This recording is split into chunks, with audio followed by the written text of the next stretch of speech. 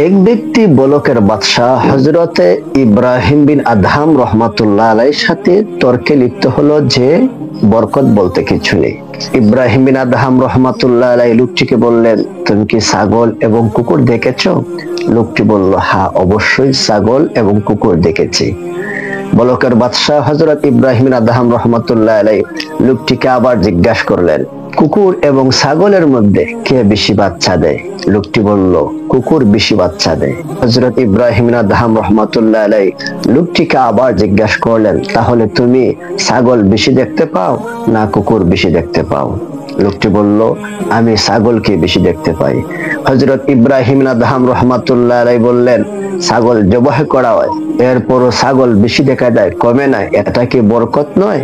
লোকটি তখন জিজ্ঞাসা করলো, হে বলকের বাদশাহ হযরত ইব্রাহিম বিন আদহাম, ছাগল জবাহ করা হয় এরপরও কমে না, তার মধ্যে বরকত হয়। কুকুর বেশি বাচ্চা দেয় এরপরও তার মধ্যে বরকত হয় না, এটা কারণটা কি? বলকের বাদশাহ হযরত ইব্রাহিম বিন আদহাম রহমাতুল্লাহ আলাইহি বললেন, ছাগল সন্ধ্যা হতেই ঘুমিয়ে যায়, আবার ভোর রাতে সে ঘুম থেকে জাগ্রত হয়, আর এই সময়টা হচ্ছে রহমত বর্ষণের মুহূর্ত, এর জন্য ছাগলের মধ্যে বরকত হয়।